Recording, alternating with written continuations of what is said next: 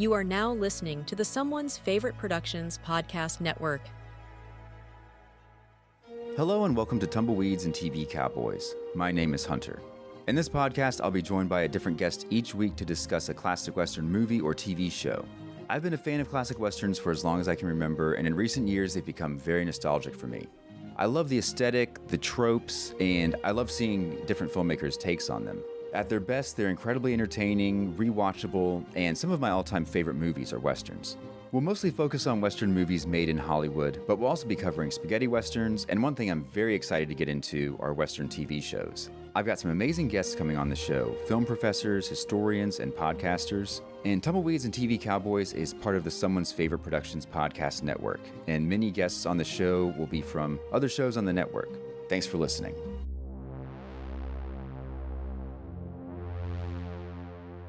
Warning! This movie podcast actually discusses movies. Be aware that it may discuss any of the following elements: endings, surprise twists, unexpected cameos, and all manner of spoilers. If this doesn't appeal to you, then why listen to a movie podcast? Without further ado, please enjoy our feature presentation, The Shameless Picture Show.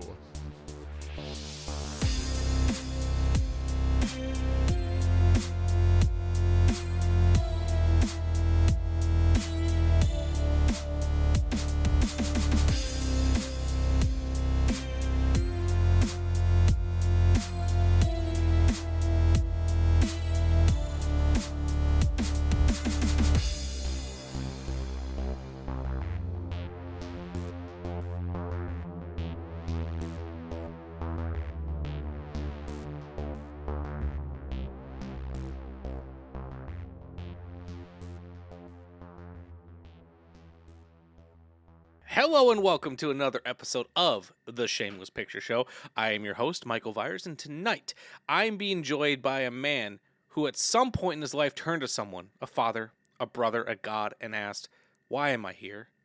What was I meant to Richards. Oh, fuck. Ah! I'm rusty. We could do a take 3 if you want. I kind of like sounding charmingly befuddled. That's perfect. So, for those of you who may not have listened to our show in the past, Nick is one of my favorite people. He's not a guest so much as he's an institution, because without him, this very program would not exist, and it felt only appropriate to bring him back for 3 large milestones. First off, this episode right here that you're listening to is not only the first episode of our 10th season of doing this podcast, but it's also our 200th episode. Woo! But Nick, do you want to know what else there is? Yes. There's a celebration, because this is the first episode on a new podcast network. Whoa! Yes, you've heard it right here. Shameless Picture Show is officially a member of Someone's Favorite Productions. We love our good friends over at Cinepunks, and I truly think we will always be a Cinepunk at heart, but we made a change that felt right for the direction of the show, and we are super thrilled. So, now that I've done all that, Nick, how are you doing? I'm doing great, man. That's great to hear. What have you been up to? So just today alone, I got to, my wife started her new job on Monday. Ooh. So today I made her a homemade tiramisu to celebrate. I even made homemade ladyfingers to put in the tiramisu. Did you dip the ladyfingers in cappuccino or in espresso and do it that way? Tell me your process. Okay, so first thing in the morning, I made the ladyfingers. Okay. Then I made the custard that you gotta cook over the bain-marie, right? Yep. And then you let that chill. I actually added ube extract to that. You know how I feel about ube. To make it a little extra special. Then I made homemade whipped cream. And then I folded the custard and the whipped cream and the mascarpone together. Okay. You can't mix it or you'll knock the air out. Then you let that chill. I made 2 cups of homemade espresso from our local coffee roastery that we love. Is that the one you took me to? It is. Yeah, that was a good coffee roastery. So when you're in Easton, Maryland, visit Rise Up Coffee. I'm hoping to visit again soon. Yes. Then, so I think I've got all the pieces now. I added Madeira wine and homemade vanilla extract that we made. Homemade vanilla, did you extract it from a beaver's anus? No, just from the bean. Okay. And then layered it all together. Wow. And how did it turn out? She was a big fan. I had a couple of bites just before I came on here, and the espresso was pretty strong, so I have a buzz in my head. That's perfect. So I usually drink decaf, but I used to work in an Italian restaurant, and I used to watch my friend make the ladyfinger, not make the ladyfinger, sorry, make the tiramisu. And I remember because like the ladyfingers that we were using at the time when I was working at Tenuta's were those ladyfingers that have like the sugar on the top. So he would have to take the sugary side, just dip it into the tiramisu, or dip it into the espresso, and then do a layer of it. It was a finicky process. Nice. The last time I made tiramisu, I did the dunk process. This time I layered them dry and like did a kind of a tablespoon drizzle over each one. Oh, that sounds amazing. Man, I've never made tiramisu, but now I feel like I need to try it. Right? I also want to do, it's been a while since I've made creme brulee. I want to make that again. Look at you, just being little Nicky housemaker. Right? I'm a homemaker now. I'm a house husband. Yeah, because you are free from your previous position that was holding you down, and freelance now. Out of curiosity, since we've never discussed it, what happens to all the Shameless Picture Show that was there? I mean, it's still there. They can continue running it if they want. All right, as long as I can continue doing what the fuck I want with it. Oh yeah. No, it's ours. Cool. The MCTV does not own anything, and I can call them up at any point and say, "Hey, pull that down if we need to for any hot cha. Look at us. Look at reason. Us. Yeah, it feels like we have fuck you money, but we don't. We just have fuck you money attitudes. Yeah, you run this as long as we say you can run it. I can buy and sell you. Yeah. With monopoly money. But no, me on the other hand, things have been wild. So this new year has been testing me. Oh no. But I'm trying to stay chipper. So this new year, as I said, has been a little testy. I can send you a picture of this sometime, but like our front stairs were made of concrete, and it caved in. Just fucking caved in. No. Amanda was walking up the stairs, and thankfully she didn't get hurt, but it caved in. Concrete, fun fact, is not cheap to repair. So we were like really down in the dumps about that. We found a really nice contractor named Omar who built us some wooden stairs. Okay. So we got that, but still, it's like, $1,300 we didn't really want to pay. Yeah. Yep. On top of that, I think I told you last year we bought an SUV. Okay. Got an incredible deal. It was this SUV. It was from a friend of a friend, and the friend of the friend was leaving the country, so she didn't need this vehicle anymore.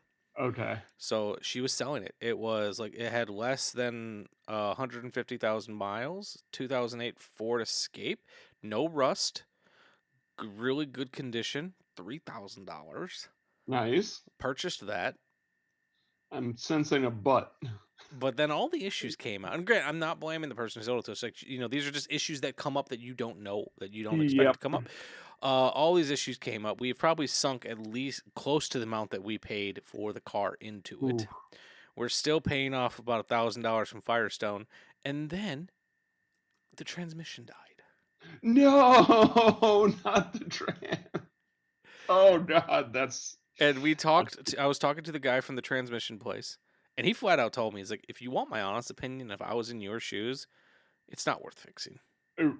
the transmissions are so expensive Yeah, to fit. and he's like, I appreciate that because he could have just been like, "Oh, I really think you should," he's like, first off, your vehicle is the last vehicle they made this transmission for, Okay. so it's like I don't even know if I could get it, and if I can get it, I don't know how long it's been sitting for, and it's going to be a used transmission because we can't build one of these, Right. and Yeah. the used transmission is going to have 120,000 miles on it anyways, Mm-hmm. so it's like he's like, if you want my honest opinion, it's not worth saving. I would junk it.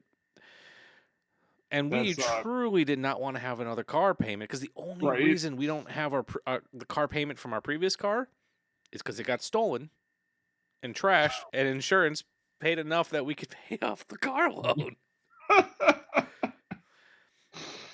Fuck, dude, that sucks. And then on top of that, so we have AT&T for our internet, and we have fiber, which is like some of the fastest internet you can get. It keeps fucking going out on us, and it's not supposed to go out. And it's because there's a box that is bad, and that's like the box in the neighborhood that they keep saying that they fixed, and they don't seem to fix it. So there's been a lot. Like originally, we had planned to go to New Orleans for our 10-year anniversary. We don't know if we can still do that, but trying to stay chipper, because like we had this whole plan. We were going to pay off our debt. We were going to go to New Orleans, and then the hope was if we paid everything off, we were going to start house hunting for a different, larger house. And on top of dogs being sick and having to take them to emergency vet visits, it's like, come on. Just keeps knocking that peg down. Yeah. Well, I'm going to put all my good energy out into the universe for you. Thank you. But, there has been good stuff. So obviously, we're on this fancy new podcast network. Yeah. It looks and sounds the same, but it's not. But now it's someone's favorite. Yes, exactly. I'm writing a book, which That's right. Yep, you've known about. I'm still in the very early stages. Okay. I have a pitch pretty close to being done, and then I'm going to start working on my sample chapter and my foreword. So that way, when I start, because it's going to be a book that's going to feature, hopefully, contributors. So I need something to show them other than just a pitch. I need something like, here's what I'm kind of going for, and, show that I've put some work in. So I'm actually going to be revising and expanding upon an article that I wrote. I got permission from the website to do so, and I will put credit in there that it originally premiered on, funny enough, the Cinepunks website. They gave me permission to do so. A couple of years ago, if you would have told me that writing is kind of like writing, like I knew I was in film culture because I did this podcast and everything, but I was not expecting writing to kind of become part of my life. Yeah. I'm excited, dude. The articles of yours that I've read have been really insightful and inspiring. I always appreciate your take on film criticism, and I would be happy to, I'm excited to read it, let alone cheerlead for you as much as I can from here. Thank you. And then I do have another article coming up that I'm excited for. It's not happening until June. Okay. But I am writing a piece on a property that I absolutely love, Jackass. Oh, okay, right on. Yeah, I'm really excited for the piece. I have an interview with. I did an interview with a member of Jackass. Okay. I don't want to spoil it. I just need to get that transcribed. That's where I'm at now. I was like, I could do it myself, but do I really want to sit down there for an hour and a half and rewrite it all? Right. Can I get an intern? That's awesome. Thank you. But it sounds like we're both doing good. You're making tiramisu and you're living your best life. Your beard's looking good. Thank you. Raina's doing good. I've also gotten weirdly into D&D cartography. Like making maps? I just made a 22 by 30 inch poster-sized world map of my D&D world. Did it with watercolors and the whole deal. I'll send you a picture. It turned out really nice. I also miss playing D&D with you. Yeah, we were just talking about that campaign the other day. Man, the character I made for that campaign, Holcomb, the smallest giant, still brings me joy. And I've realized that I have taken that concept of, someone who is the lesser version of their species so many times now, like almost every character. So Holcomb was the smallest giant. I created a dwarf character named Draugr, who was a nomadic dwarf, which is unlike the dwarf people. Yep. He was a nomadic dwarf who was collecting art, like he's essentially trying to make a map of the world to show the dwarven people.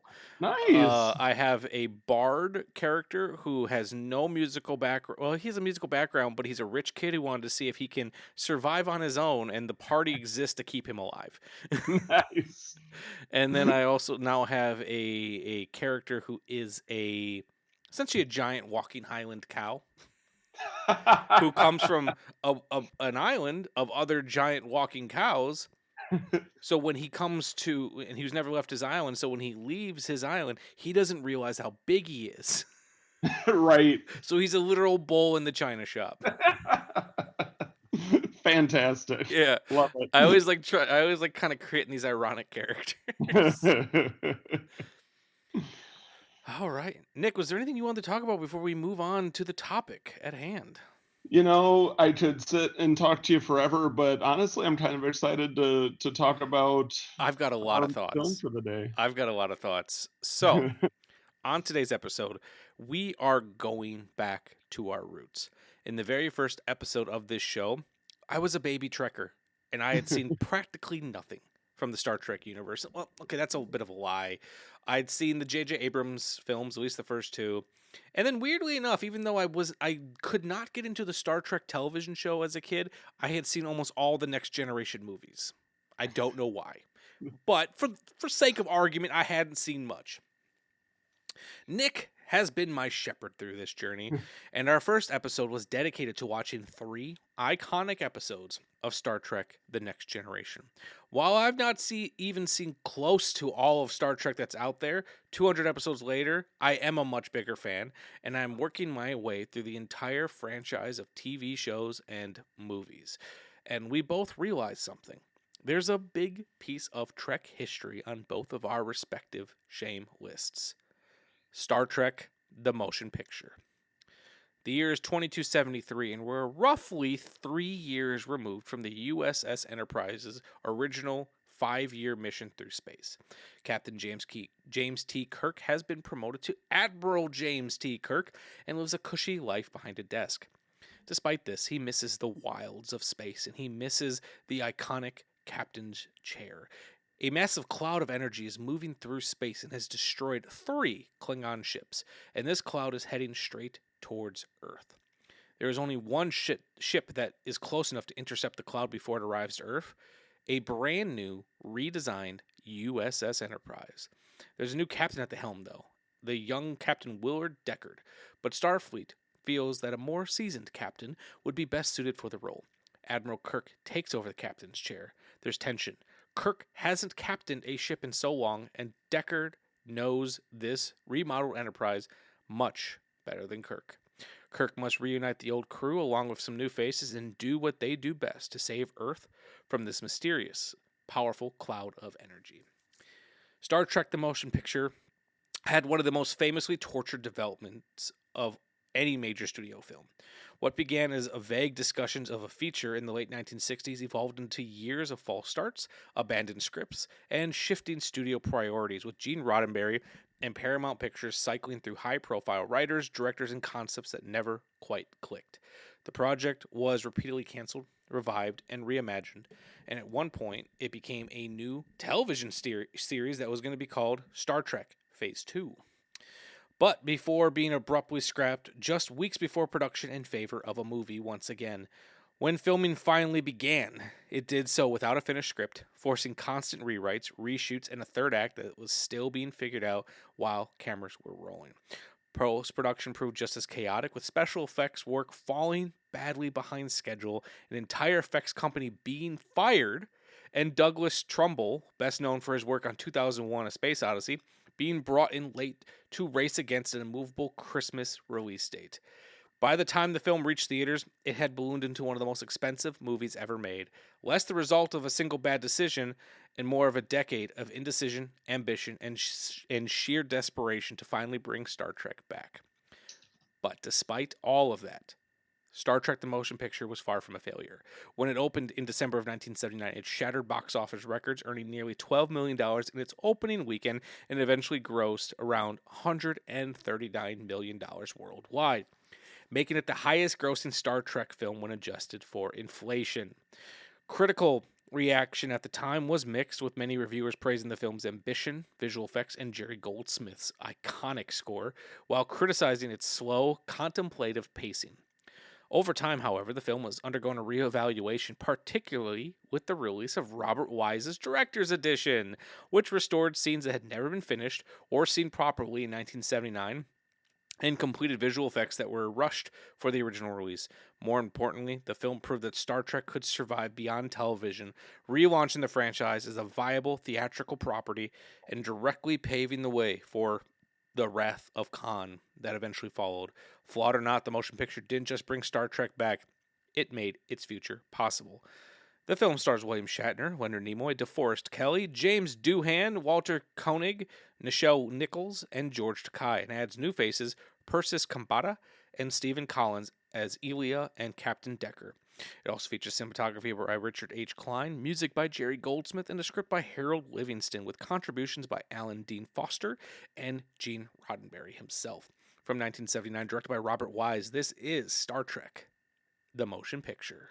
Travel forward with us, 300 years into the future, to confront the greatest mystery ever to threaten mankind. We are aboard a huge starship called the Enterprise. This is the return of Captain Kirk. An alien object of unbelievable destructive power is less than 3 days away from this planet. Mr. Spock. I offer my services as science officer. Dr. McCoy. Scotty. And joining them on their mission, Commander Will Decker and Navigator Ilea. I'm sorry. That you left Delta 4? Or that you didn't even say goodbye?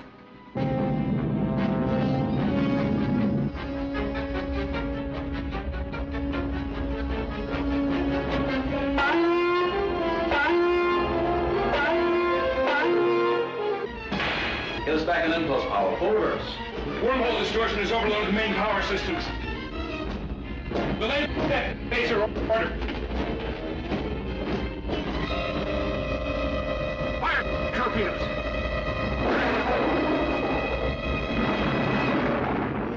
This, then, is the epic journey of the Starship Enterprise, traveling to the outer limits of time and space to challenge a vast, living machine of destruction.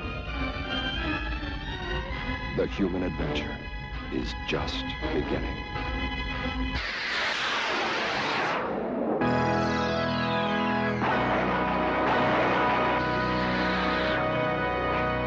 Star Trek, the motion picture.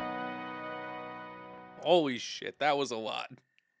Yeah, that was a mouthful. I was not aware of any of those production issues. Oh yeah, we can definitely get into that. But I also want to point out right off the bat that we both watched the director's cut, the recently released director's cut.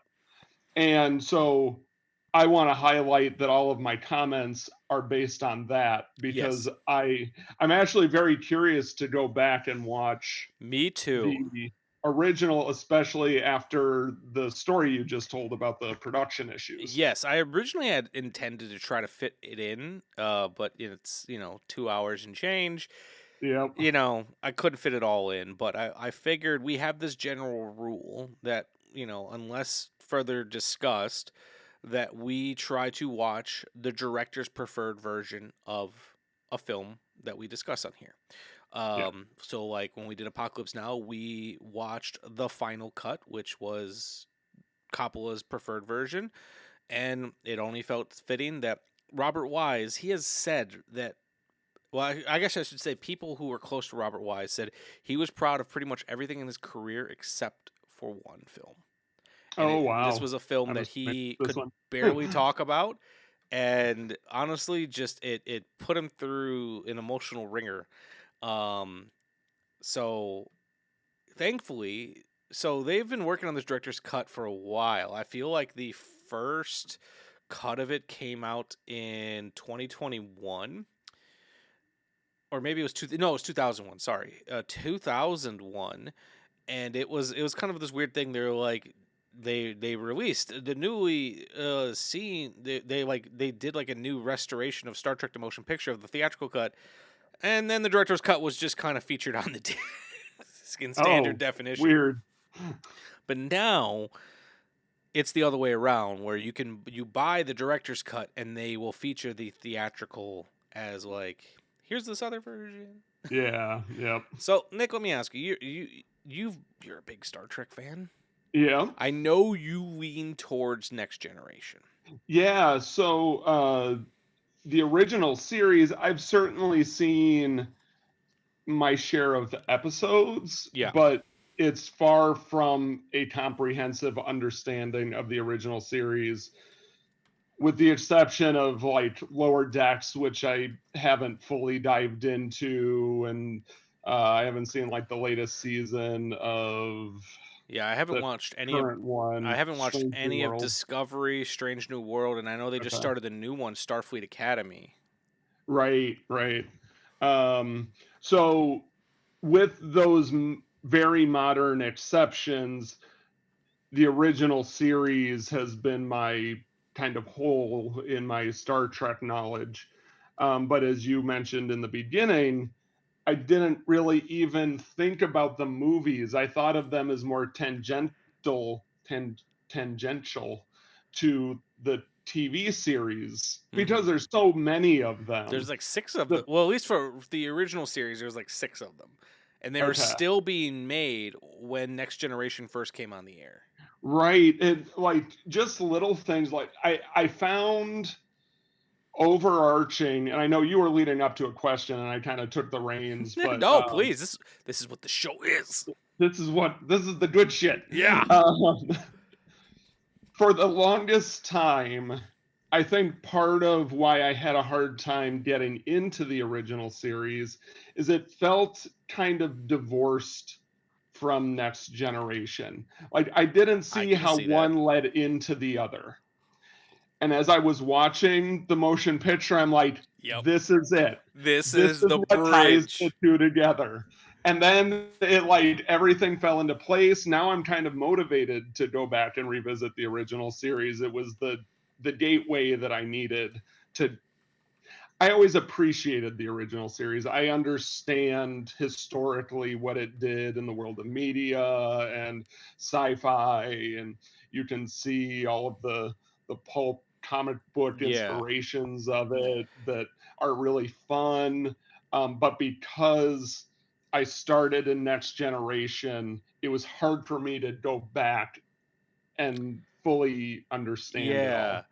And this movie got me there. It's interesting too, because my original question was going to be why you hadn't seen these original films, so you answered that. I just know you so well. Yeah, you do. Because like I get it. Because when I watch, because I love the aesthetic of Star Trek, the original series, and part of that is probably because that's kind of where I'm starting. Because at one point I had discussed with you about going in Stardate order, so which means I would start with Enterprise. So, but I had started already watching the original series before that, and I found myself just really wanting to continue that journey. Yeah. So it's like, I love the idea of doing this in Stardate order, but I really think I just want to finish the original series. And I watch it kind of passively because think about Star Trek. Star Trek is kind of deep and kind of heady. Even like in the original series where, they'll have goofy episodes like The Trouble with Tribbles and stuff like that. But like there's a lot of episodes that it's kind of a show that unless you know it, it's hard to just kind of watch in the background. Right, yeah. So while I love the aesthetic of the original series, even I was like, how do we get from this look to Next Generation? Because Yeah. Even when we watched Next Generation, we watched the pilot episode, and then we watched, I think, like 2 or 3 more episodes. And, you know, some of the set design and everything, I was like, okay, I can see kind of that, like, swinging 60s kind of aesthetic. But the biggest thing is the Enterprise does not feel like a starship in the original series. Yeah. It is, and like And side by side, if you see like scale models of them, or I'm sure there's films where they show the ship side by side, like Kirk's Enterprise is so much smaller than Picard's Galaxy yes, class, or whatever the fuck the terminology is. But same as you, when I watched Next Generation, not Next Generation, when I watched Star Trek: The Motion Picture, first off, as soon as Goldsmith's theme came in, I was like, there it is, because I just assumed that was this is where I'm showing my ignorance. I just thought, oh, that's the theme song for Next Generation. But when I heard it in this, I'm like, oh shit, that I didn't even make the connection at first. I actually watched the first time I watched it, I got pulled away, so I didn't get as I was missing chunks. Mm-hmm. So today, but this morning, I'm like, I want to rewatch it all and set that time aside so I can really sink in. And I'm like, oh, wait a minute.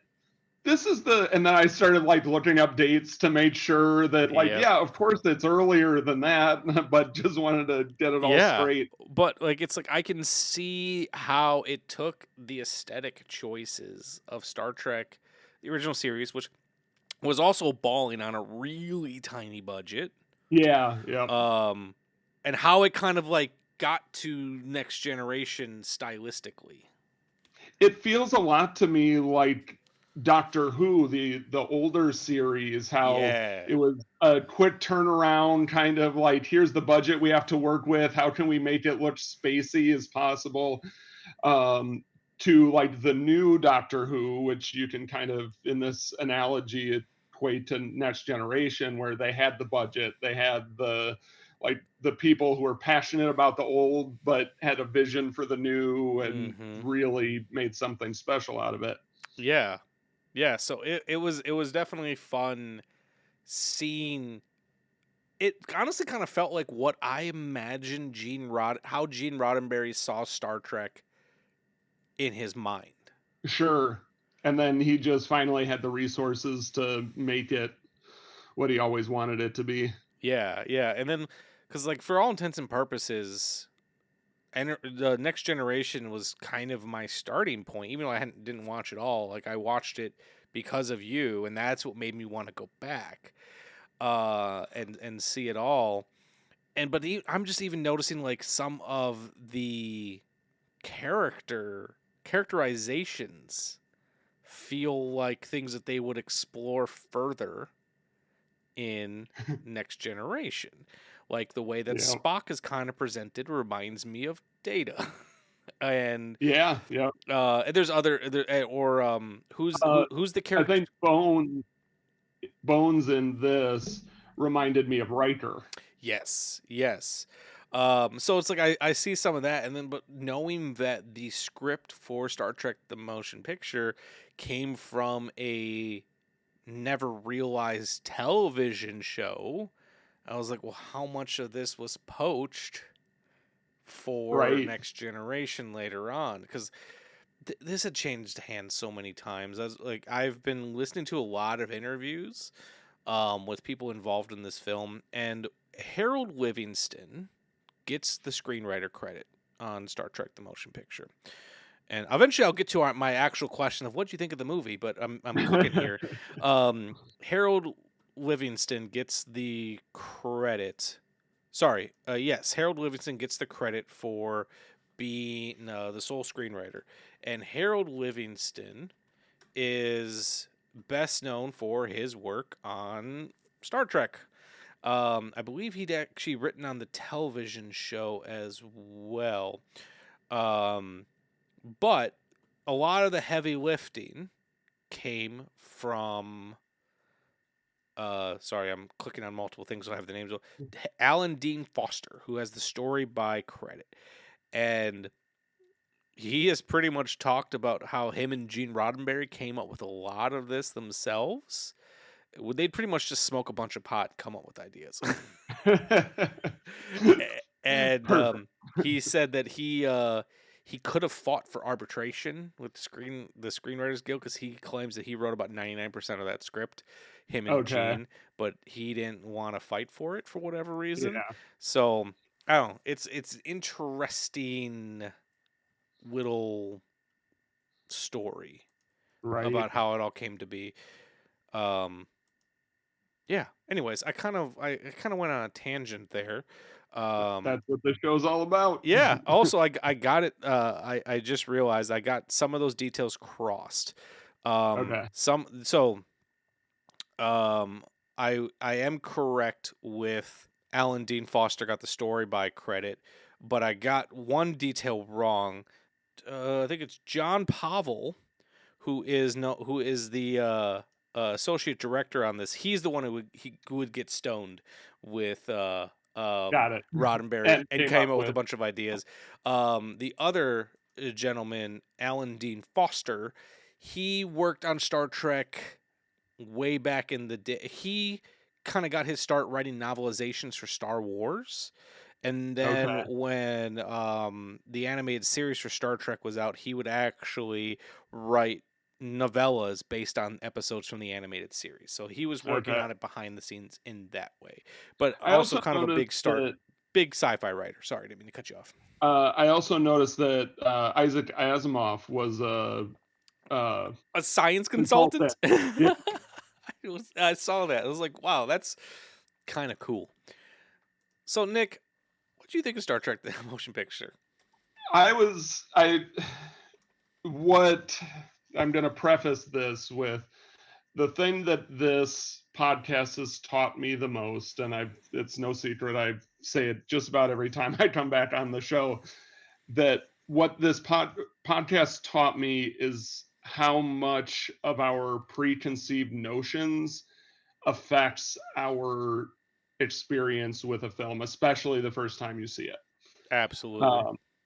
I was preparing for the same struggle that I experienced going into a original series TV show. And I've had, I don't know which ones, but I have seen parts of the film series that are the crew of the original series. But never enough to I'd see part of it and get distracted, or I'd see part of it and get bored, or I came in partway through or something. So I was prepared to struggle through it. And I loved it. Yeah. Surprisingly, I loved this movie, and I have a whole list of reasons why. Probably up in the top are, while I'm very ambivalent about the costume design, the one thing that they got right is, boy, do they showcase booties and bulges. Oh my God. Nice. So when Kirk is first being given a tour of the new Enterprise, after the what feels like 20-minute ooh and ah sequence, which I love, even though I love making fun of it, I actually really liked that sequence. So do I. I have a whole and we'll go back to that. But when Kirk first walks on the Enterprise, and I also love seeing the hustle and bustle and seeing how many people are working on this ship and getting essentially dudes changing light bulbs and stuff. There's a guy who has his hands over his head, and me and Amanda both looked at him and you can see his pulse. Yeah. I think I described in this movie that one of my favorite things about it, I described as my letterbox list, all the slutty V-necks that every character is also wearing. There was I can't think of the character, Ilya. Yeah, I believe that's it. Her costume after she gets possessed by the computer which is evocative of the fashion of the time with the mini skirts, but that was another just you could see every inch of her legs. Yeah, and I remember thinking the same thing. I was like, man, I think I said to Amanda when we were watching, it's a good thing that woman's got some gams on her. Respectfully, so I enjoyed all of the booties. Yes. And like I just like the set design just and costume design just felt very much of its time, and I don't mean that in a Yeah. bad way because it still kind of No. felt futuristic. But like, man, when Bones is first introduced and he's wearing that white disco suit, oh Hold on, let me find my exact phrase for that moment. He's a disco king, Chris Christopherson. yes. And it's like I just love like so I will say it was a little jarring to go from the iconic colored uniforms to Yeah, something a little more drab and brown. it And was so drab. and I feel like The color they palette. could have met us somewhere in the middle. But like I didn't necessarily dislike the costume design, but Same. I feel like It honestly, draws your eye. yeah. Like you can't stop looking at the costumes. Yeah. I'm- I feel like once again Next Generation kind of found that happy ground Yeah. between let's make this look like a uniform but still bring in those iconic colors. Yeah. But no, like I also found myself really loving this film, and I don't like I said, this is my first time watching it. I don't have experience with it. I had never seen the theatrical cut, but I feel like so. Full disclosure, of my journey through Star Trek, I've been kind of going in this. I'm still working through it in order, but I think like a year or two ago, Paramount Pictures sent me all the Next Generation movies to review, so I marathoned those. And like I kind of feel like I'm watching Star Trek the way I would have when it first came on, where I'm watching maybe an episode like every week or every other week. Like, I'm not like Sure, yeah. I'm not good at binging. I've never been good at binging. So I think I'm only on like season 2, so I'm not even that deep into it. But what I have found is I really truly love these characters. There's an episode at the end of season 1. Hold on, let me Star Trek. And sorry, this is the original series Of the or original Next Gen? series, series, there's an episode. Do you mind if I spoil something for you a little bit? Yeah, please. Because it kind of works into what I'm talking about. I'm trying to find the episode guide. I'm so old, I don't remember anything that anybody says to me anymore anyway. That's fair. There's an episode at the end of season 1 of Star Trek. It's the second from the last episode. It's called "The City on the Edge of Forever." That sounds familiar. It is essentially Bones overdoses on an experimental drug, and he transports himself to a mysterious planet, and he's not in his right mind. And Kirk and Spock have to go back in time to find him, and where they actually are, they're in Depression era New York City. Ooh, yep. And that was it. Yep. Spock and Kirk have to pretty much live in this world. And in their fedoras.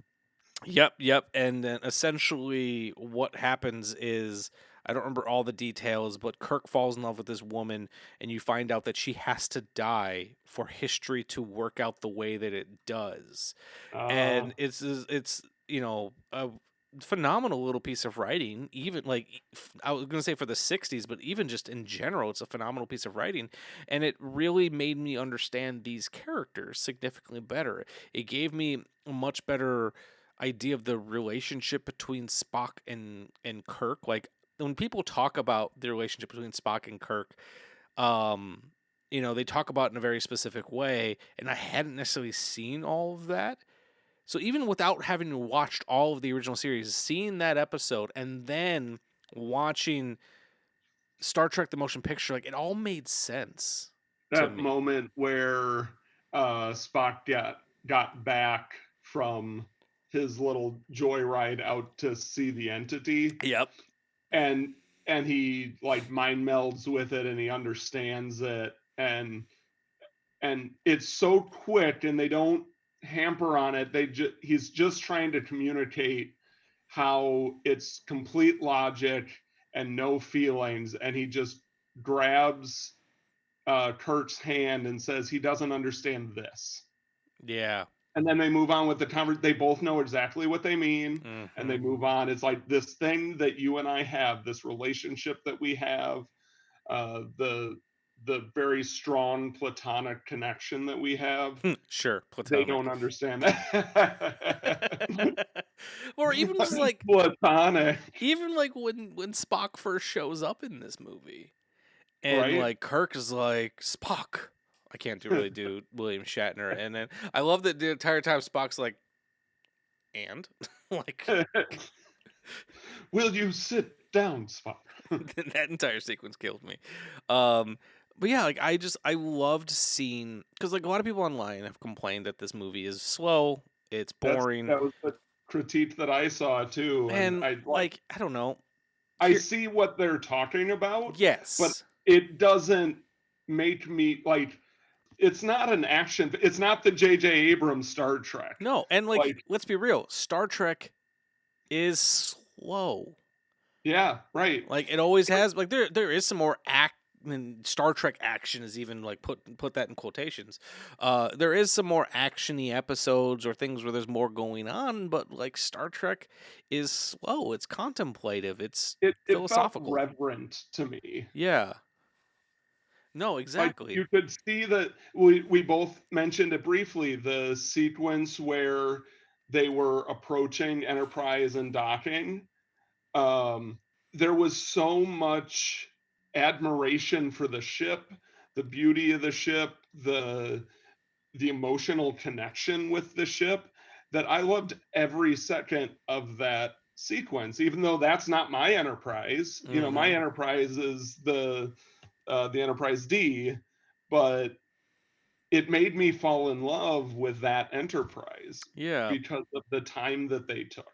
Yeah. So Douglas Trumbull, who did the effects, who I think is the reason why, from everything I've heard and seen, he's the reason why this movie is as good as I thought it was.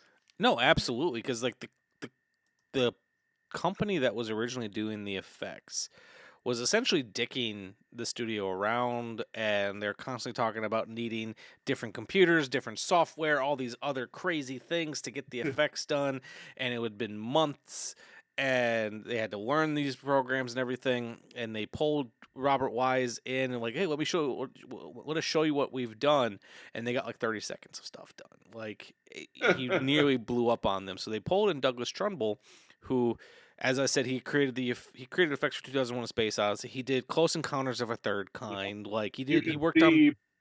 I'm sorry. You see both of those films in this one. Yes, and he, from what I have read, really fought to keep that sequence as long as it was. And don't get me wrong, it's easy to kind of poke fun at it because it is kind of amusing, just like, let's see every single angle of this spaceship. But even poking fun at it, I loved it. And Trumbull was very passionate about keeping that in, because he said something he learned from Stanley Kubrick is sometimes you just need to let it take its time.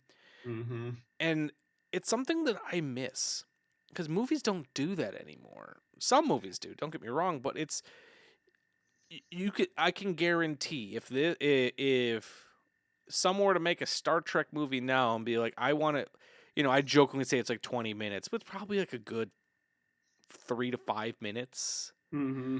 If you were to show a studio executive that sequence of just, the majesty and awe of the Enterprise, they'd be like, okay, we got to cut this down. But one thing I do have to say I loved about that sequence, because like one thing that I always kind of struggled with, and part of this could be the fact that I've watched so much of the original series, where in the original series, they didn't necessarily have the primer yet or they didn't have the Star Trek Bible, let's put it that way. Here's the size of things. They were still making it. It was still an input. Yeah. I always struggled with the size of the Enterprise. I didn't quite know how big it was, like how big it's supposed to be. This is the first time that I felt the scale of the Enterprise. had the same note. They were really playing with scale, both they really captured the sense of scale between a person and the Enterprise, like what it is like to be a person outside of entering and in that Enterprise, but then how small the Enterprise was compared to, the final gas cloud / ship that they ended up at. um, the playing with scale was really fun, and again, that feels like Trumbull's influence. Yeah, because like when I was younger and I would see Star Trek on television, I always just kind of assumed the flat part of the ship was like the bridge when it's really still like the tiny little dome on top. Yep. Yeah, the little boot was like, oh, that's the fucking bridge. And so like when you saw the ship, dock into the Enterprise, I'm like, oh, this ship is absolutely tiny compared to the Enterprise. And Yeah. you never quite got that scale because in the 1960s, like, you could only do so much. Exactly. Yeah. So yeah, there was so many times in this movie where I was just sitting there, like my mouth agape with just the sheer spectacle of it. Like, you mentioned before the sequence of Spock going by himself. Yeah. Which there's Spock's human influence because Right. a Vulcan wouldn't do that. There's That no part- logical reason to do that. Spock's story in this film was beautiful. Yeah. His arc, the way they set it up, and the story wasn't about him. It was like a secondary storyline, but it really stole the heart of the film. Yeah. Yeah. And but like him traveling through that whole section I thought was fantastic. And then when the Enterprise is slowly making its way to the heart of Viger, like all those like kaleidoscope images and the like The metal printers. oh my god, the buttholes. There's so many buttholes in this movie. Like the giant version of Elia, like it's like this like I have so much to say. So this movie is a direct response to Star Wars. In every Okay. like in you could think about it, Star Wars came out in 1977 and Yeah. that changed everything. Right. And studios are like, we need science fiction. Let's do it. Like I think so Paramount made this. Disney was doing Black Hole around the same time. Okay. They're trying to do these big spectacle sci-fi films, and I appreciate that Star Trek is gonna Star Trek, and it's not trying to compete with Star Wars in that it's like we're not an action series like. Because the whole point of Star Trek in a lot of ways is how can we do this as peacefully as possible, and we only resort to violence when it's absolutely necessary. They didn't turn Star Trek into an action film. They have a big budget spectacle that is more about philosophy and what it means to what it means to exist, and that's beautiful. It's like when we watched Blade Runner. Yep. I can't remember whether or not this was a theory or something that I realized before or after our first episode when we were discussing Star Trek, so I might be rehashing things that I said then. We've had 200 episodes. You can rehash. The reason why Star Trek has such a special place in my heart and means so much to me is that it is a series set in the future that sees the future as a better place than the present. Yes. And I don't think I have ever seen that anywhere else. No. It's always the future sucks. The future is bad. The future is like what this one says, the future is better. And like that fills me with so much hope, and I wish more speculative fiction was modeled on that premise. Yeah, like in one of the Next Generation movies, Picard. I think it would have been First Contact because First Contact is the one where they go back in time to, Earth when they had their first contact with extraterrestrial beings. And there's a point in there where Picard is trying to save this woman from the past, and they're on the Enterprise together, and she's asking questions about what the future's like, and he's talking about how they are a society that has moved past the need for money. And I was like, what is that like? People are just doing jobs because they want to contribute. That's fucking wild. Yep. So yeah, like I love that. I love, and you know, I love the way. So Gene Roddenberry, he is a complicated figure, to say the least. But in that, like, he, from what I've heard, what I've read, he is a very misogynistic person. Which, for someone who viewed the world as a better place, complicated person. Yeah. But I love this view of the world that he foresaw. Mm-hmm. And kind of changing paths a little bit. One thing I wanted to talk about. So, Nick, did you watch much Star Trek Enterprise? Yes, I have seen the whole series multiple watches. So I remember when Enterprise first came on. It was, so this is young Michael, who hadn't watched much Star Trek. Something about the premise of Enterprise really appealed to me. Like the idea that, like, oh, this is one of the first spaceships, or like first crews to go up in space like this, really appealed to young Michael. And I didn't watch much of it, but I watched a little bit.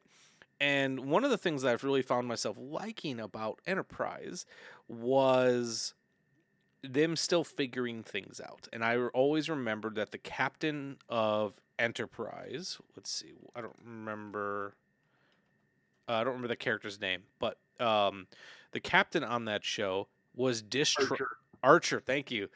He was distrustful of teleporters. Yeah. Because there was new technology and he didn't trust it. And I love that Bones also is not, like, I love that little moment where, well, the other person wouldn't go until the others went. But I love that things are still rickety. Yeah, so they're taking the Enterprise out before it's ready. Scotty has told them many times, like, we aren't ready to dock. And Kirk's like, well, we have to be out in 12 hours. So get it as ready as you can. Yeah. And, like, it's horrifying. Yeoman Rand tries to teleport some people and essentially fucking melts them. Yep. There's the line at the end when Kirk, or at the end of the sequence where he contacts back to Star Trek headquarters, or the Federation headquarters, and he's like, do you have them? And they're like, no, they died fortunately quickly, or something. Yeah. Like that. It was like, oh, like it was bad enough already. We had to watch them scream as their atoms were ripped apart. Yeah. And then it's like, and no, like, don't worry. It was worse than you thought. And it's like, you could see them. They're like melting and coagulating. It's like, Jesus. But then even like the wormhole sequence, which some people online have complained feels like an unnecessary sequence. I kind of like it because it's showing that, like, they don't have their sea legs yet. They created this wormhole because they're off balance, and they're essentially rushing things. And I also like the way that Shatner plays a lot of this. Shatner plays it. He looks concerned through a lot of this film. He knows Shatner he's not ready. Is always going to Shatner. Yes. Like I can't watch anything that he's in and think about the character before I think of the actor. It's hard for me to talk about what I saw in the film and not say, when William Shatner said or did this. Like, I have to force myself to say Kirk. However, if you take his catalog, especially if you focus it on the Star Trek performances, but not exclusively, like, this was a more like, it felt like he was trying to shrink himself a little bit more to fit in the set in the film, rather than being bigger than what is happening. Absolutely. And like, there comes an appreciation with William Shatner. Like you said, Shatner's gonna Shatner, but he does continue to show that he can be very good, and he has a very specific way that he plays Kirk, and I feel like that's necessary because if the unaired pilot, I can't really say is unaired. They eventually reused it, I think, in the Man Trap. But the original captain was so fucking milquetoast that the show practically got canceled. So you have someone who's a little bit more out there, works, and I feel like I'm just kind of getting to the point where I just have nothing but good things to say about this film. There was, I don't know. This movie just inspired me, for lack of a better term. I'm gonna shift gears pretty Please hard on a random tangent. So every time I see a new, older Star Trek piece, inevitably I go, "Oh, that's what they were referencing in Futurama." and that happened in this one as well. They have their multiple motion picture references across the show. But the other thing that kept popping in my head because of that was the episode of Futurama where they have the cast of the original series. I love that episode. And they're talking about Spock, or Leonard Nimoy started saying, when I directed one of the films, I don't know which one he did, you have to trust people. When I directed Shatner in that film, I got a great performance out of him because I trusted my actor. Much. And then Shatner says something along Shatner says, and when I directed the movie that he directed, I got a great performance out of me because I respected me so much. Yes. It was really hard for me to not think that every time he was on film. Yeah. But it's like Leonard Nimoy and William Shatner bring the best out of each other. Yeah, just like the characters. Yeah. I don't know. Like I said, I know this movie does not get a lot of love, or it's getting reevaluated. But also, like I don't know how much we've talked about this. I grew up in I wouldn't say a religious household, but I grew up going to church with my family. The biggest thing with my family is they wanted to make sure I got my first communion, and I think my first confession, and maybe even confirmed. I don't remember for sure.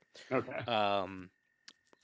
So like those things were important. So like I would go to like Monday classes and learn about the Bible and things and prepare for that. And I shot myself in the foot because I was doing these, and after my first class, I said to my mom, I was like, "Mom, why don't we go to church?" And it was essentially that like picture of like Troy McClure when he like staring directly at the camera when he has been called out. And then we started going to church every Sunday, and I was like, why did I say anything? This sucks. Weren't you supposed to assign us homework, teacher? Yeah, that's kind of how I felt. And it never jived well with me, especially after I started learning more about it. Like things that didn't make sense.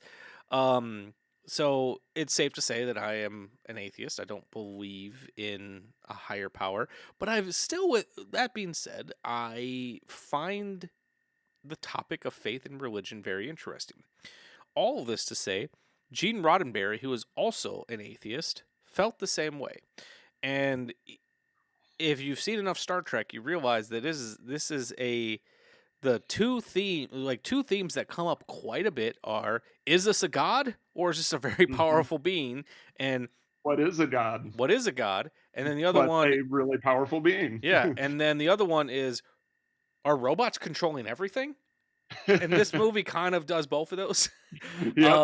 But I've always really appreciated that Roddenberry always wrote about religion he didn't write about it in a snarky, non-believer way.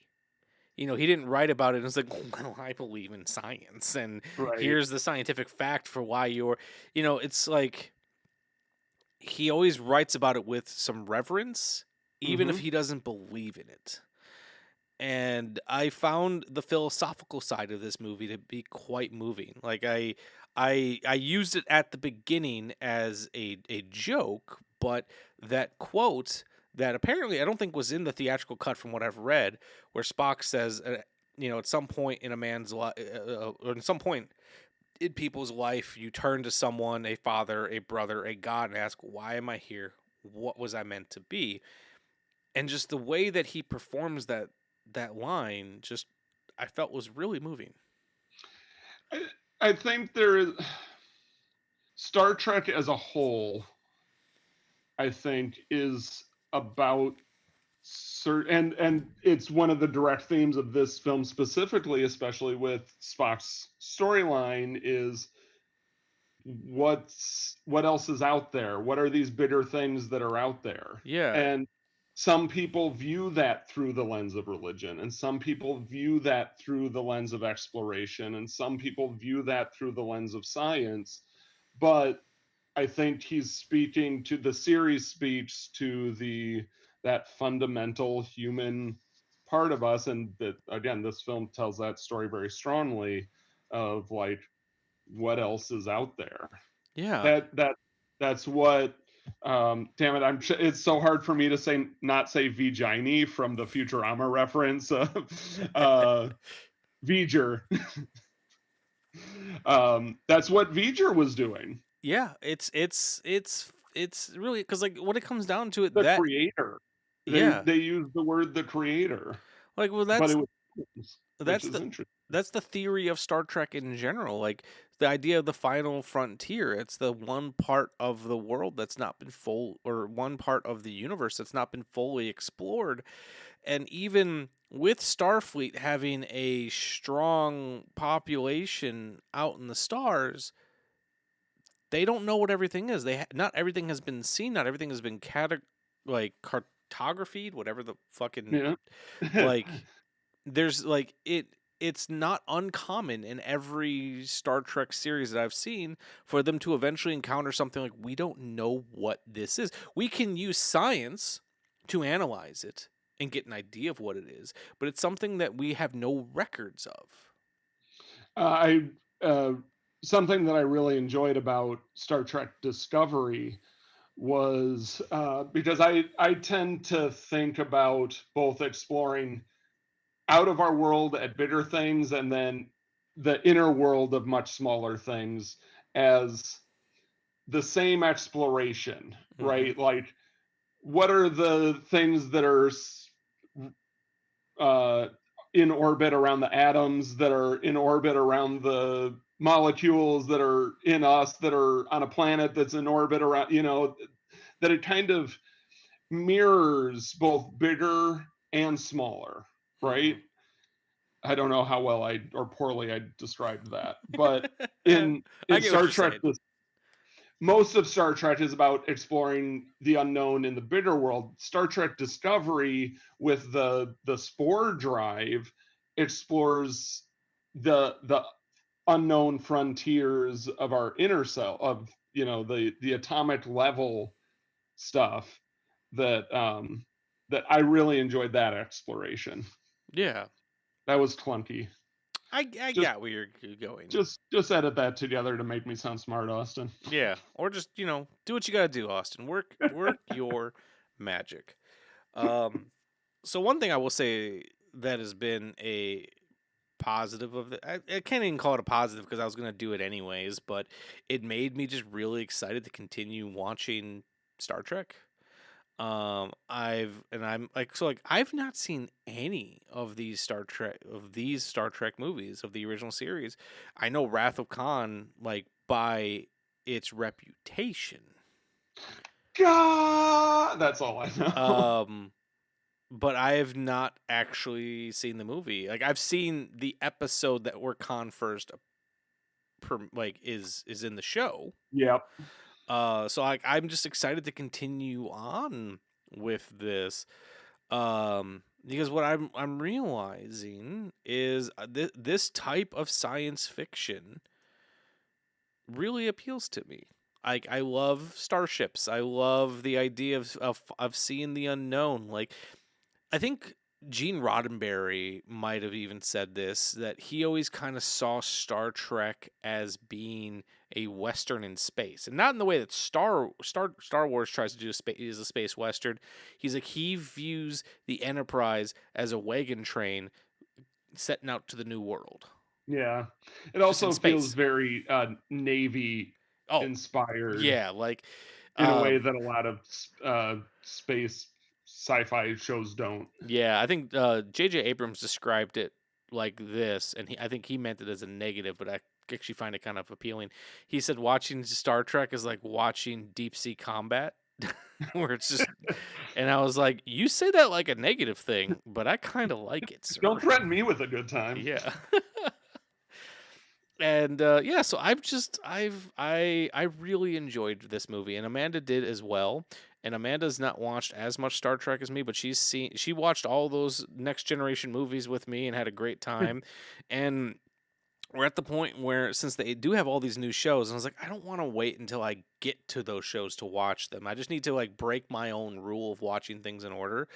Because it's like, I feel like she'll enjoy Discovery. I feel like she would enjoy Strange New World, or even the new one that just started. And I just need to like, it's kind of like when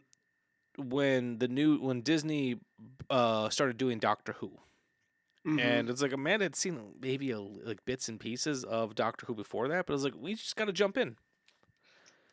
And she's a big fan now.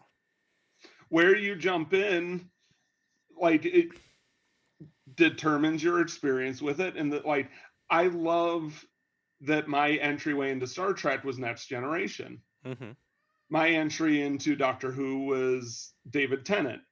Like, that's my first Doctor. Yeah. You don't have to start at the beginning. Wherever you start is, assuming you do fall in love with it, like, where you start is a part of that, your story with that franchise. No, exactly. Like with me, with Doctor Who, like, not including the episodes that I remember seeing as a young child that came on PBS. Like, I barely count those, because I thought I dreamed those until I went to England in high school, and I saw. Oh, that's a thing. Yeah, I was like, holy shit, this is the thing I thought I made up.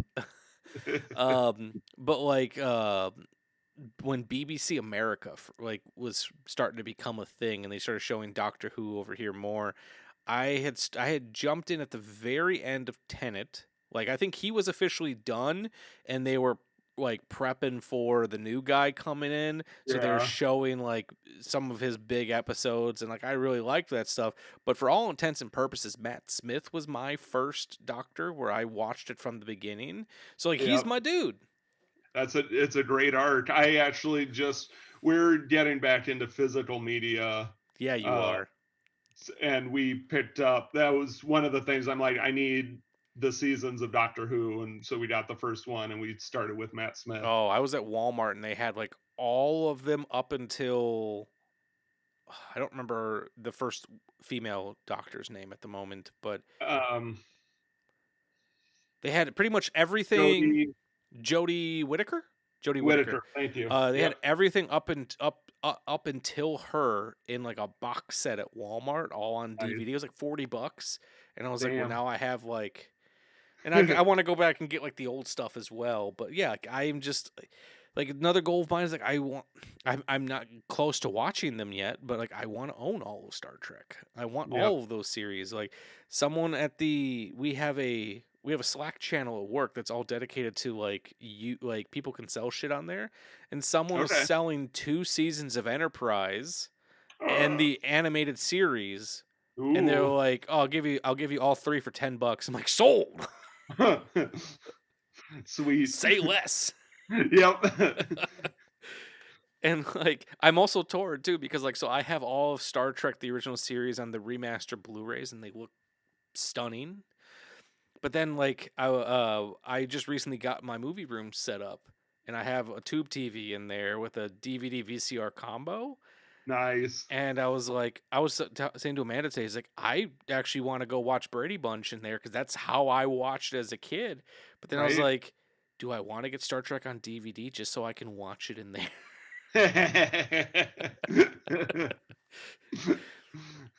We'll see. We'll see. I don't know. It's Yeah. just like I'm excited to go back through the original movies because a good friend of mine, Nico Aldrich, he's been on an episode or two of this show. He said what got him into Star Trek was just watching all the movies. Because originally I was Okay. like, well, I can't. I was like, how confusing will this be for say like Amanda if she's not doesn't have any experience with it? She's keeping up just fine. You got to remember, most of those shows are from the era where people didn't watch things as a singular story. You know, they were presenting them as one-off serial episodes. So, like, yeah, you do get some benefit to as you get understand the characters more, but you can watch them completely randomly, and you're still getting a perfect Star Trek experience. You're not missing out on anything. Yeah, exactly. Nothing doesn't make sense because you watched it out of order. Exactly.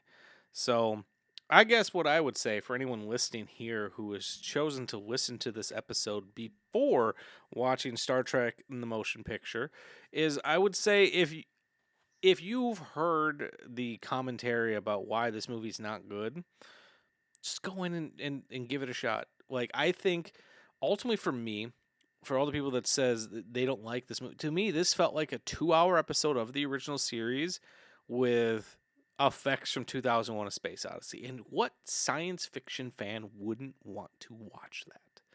Now, like I get it. If people had only seen that theatrical cut and never watched the director's cut, maybe that changes the experience completely. Yeah. But I would say I watched the director's cut and I had a fantastic time. So that's what I would say.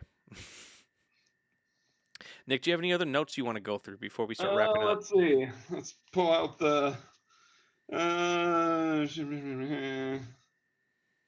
Most of it is, oh my god, I loved that. I loved that. I wasn't asking you, Doodle. I'm so close to getting rid of mine. Like pretty much all I use it for is asking it the weather and having it turn lights on for me.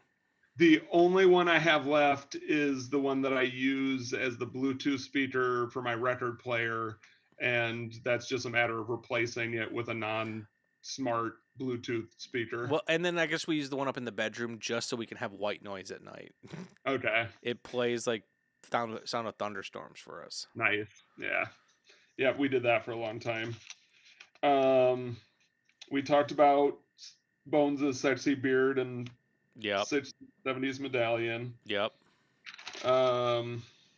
Ooh, I put a Thrill House moment. Oh.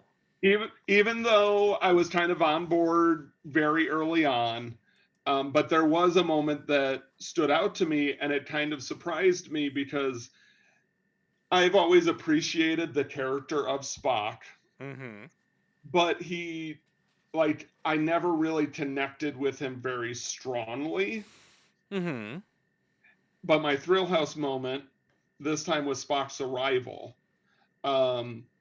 And it was one single look that Leonard Nimoy gave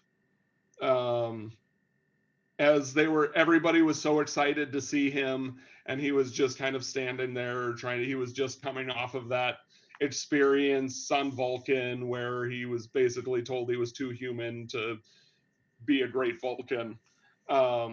He gives one kind of passing glance, and I could see a whole world of inner conflict between his Vulcan self and his human self. A single look, and it blew me away. And that was my Thrill House moment. Well, especially because when we meet Spock in this movie, he's on the planet Vulcan, and he's doing that ceremony, which I don't remember if they fully explained it or what, but it's essentially a ceremony that if they would have completed it, he would have been essentially gotten rid of his human side and would have been a fully logical being. And he chose not to do it because he's starting to I think in this movie it's him embracing the duality of what makes him who he is. I didn't take that as a choice. My interpretation, that opening sequence wasn't him choosing his humanity, but being unable to overcome his human side. Because I think it wasn't like, I think that was his journey throughout the film, was going from my human side is I'm looking for something more thoughtful than negative thing. Liability. That was the word I was looking for. My human side is a liability that makes me unable to achieve this thing that I should be able to do. And it was his experience with Viers that allowed him to go, oh, actually, it is the human side that allows that, like, logic has a limitation. Yeah. Right. Viers was limited, even though it had all of this information. It was so powerful, power scale of 12. We've never seen that before, but it was still fundamentally limited because it didn't have what Spock has. That human's ability to see beyond logic. Yeah, I love that. Also, I just want to throw it out because I had no other way to bring it up. I love that Viers is, so the Voyager 6 satellite that is just floating in space, and once again kind of took the Futurama thing where it just kind of became a god. Yep. You were doing a really good job until you killed everyone. But isn't that always the way? Yeah. But I also love that with all this, it's able to replicate organic matter and create these clones essentially, and it can radiate people, but it still hasn't figured out how to communicate with anything but radio. And it speaks so fast that when Spock was like, it was only a millisecond long, we had to speed up all of our messages. That felt kind of Douglas Adams-y. A little bit. I do want to say, apparently one of the original endings for this movie feels very contemporary in that one of the original endings for this movie, and this was around like when the associate producer and Gene Roddenberry getting really stoned, they came up with this ending that was essentially William Shatner as Kirk. He draws a picture of a flower and shows it to Viers and says, "Nothing that you do will ever have as much humanity as this drawing." And Viers is essentially like, "Good point," and blows up and kills itself. Which is, usually what Kirk does is he makes the computers kill themselves. But I was like, man, that ending feels very much what we're dealing with now with artificial intelligence and generative AI. Yeah, but can you make a shitty picture of a flower? Yeah. I think not. So we can do that now. Yeah. Thanks, AI. One thing I do want to mention real quick before I give my Thrill House moment is this is the first time that we see the redesigned Klingons. Oh, because the Klingons in the original series did not look like they do in this, and it's also the first time that we got a that they had really developed the Klingon language. Okay, which would become a much bigger thing in the Next Generation. So with Worf, yeah. All right, so I'm trying to think of what my true Thrill House moment was, because I was kind of sold on this movie from the beginning. Honestly, even just. The opening orchestral piece over the stars, I'm like, I'm in. Oh, I have a fun story about that. Okay. So in the theatrical cut, that was just over black. Okay. There was no stars. And projectionist would roll the film and not realize that there's music with it and think it was just black leader and cut it off, and it would just start at the Paramount logo. Oh no. And apparently would that unsync the audio then? Or did they cut the whole thing? They cut the whole thing. Okay. But what it became a problem with is later on when they wanted to do restorations of this, they were struggling to find a copy with that overture, even in Paramount's vaults, because so many projectionists cut it off. Wow. So we almost lost that overture, and I do need so yes, that overture because we didn't really talk about Jerry Goldsmith and his Right. contributions to this film. Iconic. Um, Incredible score. Jerry Goldsmith is one of my favorite classical composers, and probably just one of my favorite composers in general. Here, I'll run through some of his iconic scores for everyone who might not know it. All right, so Jerry Goldsmith, obviously he did Star Trek. It's a big one. Planet of the Apes. He did The Omen. He did Poltergeist. He did Mulan. He did Gremlins. Let's see. What else did he do? He's done so much. He did First Blood. He did The Mummy, the Brendan Fraser one. Oh, I just watched that. He did Logan's Run. He did Patton. He did Alien. Secret of Another Nim. late 70s had there was some similar style choices. I saw Alien too in this film. So like this man is like, and just the way that he keeps, it's something that I don't feel like as many composers do now, but the way he just kind of kept doing variations on the theme. Like that shot of them showing the Enterprise for the first time, he just played a really slowed down version of the main theme, and it felt so epic. So I guess it is a scene that gets made fun of a lot, but I would say that might be my Thrill House moment, is the first time we see the Enterprise, because it's when you really get the scale of what this film is trying to do. Yeah. So, all right, Nick, any final say thoughts? Say nay. Yeah. I think I've said it all. It has made me appreciate the original series more, and I'm excited to put some time into that once I can. And it's nice to know that there's still little pockets of Star Trek that I haven't, there's still surprises out there for me. Well, and that was the whole reason, like when we did the first episode of the Shameless Picture Show, and we were watching Star Trek, there was this feeling of excitement, because I had talked about how I grew up with Star Wars and I kind of snacked on Trek. But I hadn't really been enjoying like the direction that Star Wars was going. But then I was like, well, there's a whole other science fiction franchise out there that I hadn't explored. And it's kind of nice having that to fall back on. I am so excited that through the Shameless, I was able to make you a Trekkie. Yeah. Or at least show you the door. So I think, Nick, we should find a Star Trek convention and go to a Star Trek convention. I am fucking down. Yes. We gotta do some digging and find one. But I'm down. Sweet. All right, Nick. Well, it's always a pleasure hanging out with you and getting to talk about movies with you.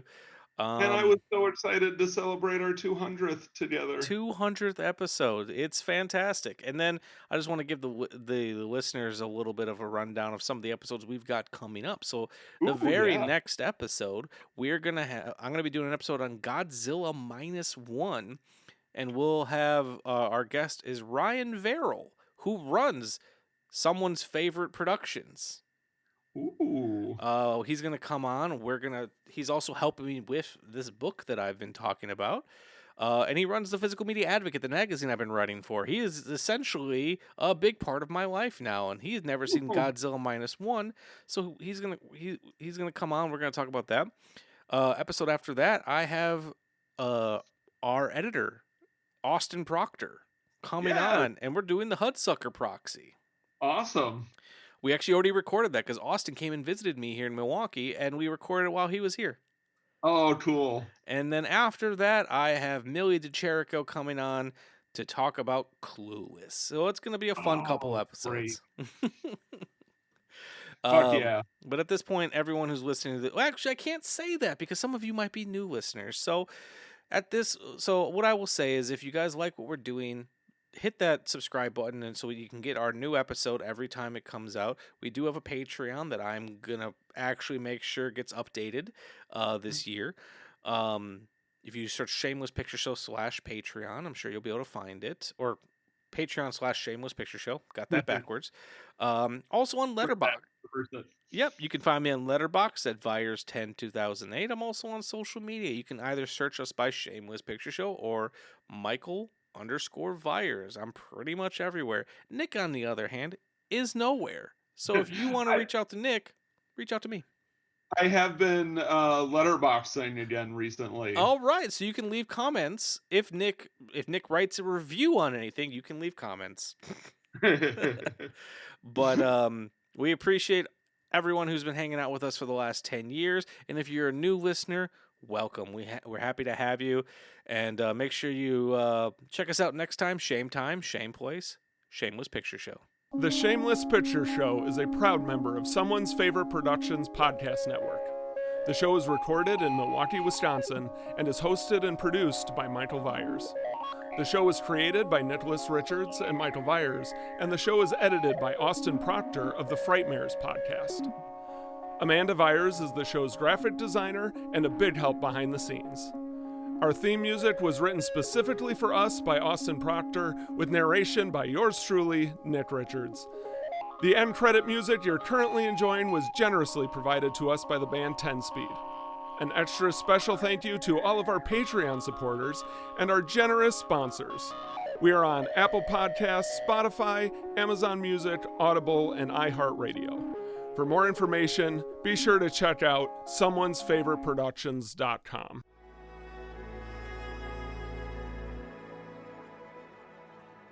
Thank you for listening. To hear more shows from the Someone's Favorite Productions podcast network, please select the link in the description